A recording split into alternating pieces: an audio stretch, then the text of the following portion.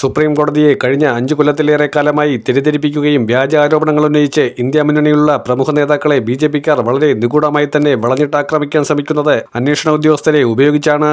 NIA, customs പോലുള്ള കേന്ദ്ര അന്വേഷണ ഏജൻസികളെ ഉപയോഗിച്ചാണ് അവരെ വെരിഞ്ഞു മുറുങ്ങുന്നത്. എന്നാൽ ഏതെങ്കിലും ആരോപണം തെളിയിക്കപ്പെടാനാണ് സാധ്യതയുണ്ട് എന്ന് നേതാക്കൾ മനസ്സിലാക്കിയാൽ ഉടൻ BJPയിലേക്ക് ചാടും. മഹാരാഷ്ട്രയിലെ ഉപമുഖ്യമന്ത്രിയായ അജിത് പവാർ തീഹാർ ജയിലിൽ പോകേണ്ട മനുഷ്യനാണ്. പക്ഷേ BJPയുമായി കൂട്ടുകെട്ടുള്ളതുകൊണ്ട് സുഖലോലുപനായി കഴിയുകയാണ്. വെട്ടിച്ചതും കട്ടുമുടിച്ചതുമൊന്നും ഒരു രീതിയിലും പുറത്തുവരാത്ത രീതിയിൽ സുഖലോലുപനായി അദ്ദേഹം മുന്നേറുന്നു എന്നതാണ് പൊതുവെയുള്ള സംസാരം. അത് കൃത്യമായി ആദിത്യ താക്കറെയും ഉദ്ധവ് താക്കറെയും ഒക്കെ പറയുന്നുണ്ട്. ഇതിനകത്ത് ഏറ്റവും വലിയ അഴിമതിക്കാരായ ആളുകൾ അവരെ മൂടിവയ്ക്കാൻ വേണ്ടി ശ്രമിക്കുന്ന നടപടിക്രമങ്ങൾ അതെല്ലാം നമ്മൾ കണ്ടിട്ടുള്ളതാണ്.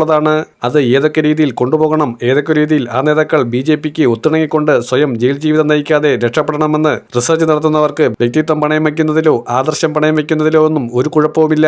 മുൻകാല കോൺഗ്രസ് നേതാക്കളുടെ മക്കൾ അതിന് ഉദാഹരണമാണ്.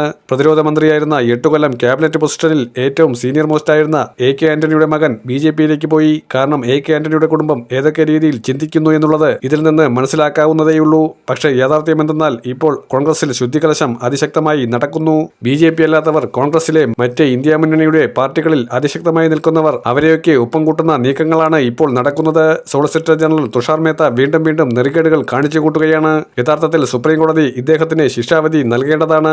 കോടതിയെ തെറ്റിദ്ധരിപ്പിക്കുന്നതിന്റെ പേരിൽ ചീഫ് ജസ്റ്റിസ് BR ഗവായിക്ക് സ്വമേധയാ കേസെടുക്കാം. പലവട്ടം അദ്ദേഹത്തെ ബാൻ ചെയ്തിട്ടുണ്ട്. നിങ്ങൾ കോടതിയെ തെറ്റിദ്ധരിപ്പിക്കുന്നു. നാഷണൽ ഹെറാൾഡ് വിഷയം ഉന്നയിച്ചപ്പോൾ രാഹുൽ ഗാന്ധിക്കെതിരെ തെളിവുകൾ ശേഖരിക്കാൻ സമയം വേണമെന്ന് ചോദിച്ചപ്പോൾ ഡിവിഷൻ ബെഞ്ച് നിങ്ങൾക്ക് തെളിവുകൾ ഫാബ്രിക്കേറ്റ് ചെയ്യാൻ ഞങ്ങൾ സമയം തരണമെന്നാണോ നിങ്ങൾ ഉദ്ദേശിച്ചത് എന്ന് എടുത്തു ചോദിച്ച ഒരു സാഹചര്യമുണ്ടായിരുന്നു. ഏറ്റവും നെറികെട്ട കളി കളിക്കുന്ന ഒരു വ്യക്തിയാണ് ഇപ്പോൾ തുഷാർ മേത്ത എന്ന് പറയാതിരിക്കാൻ വയ്യ.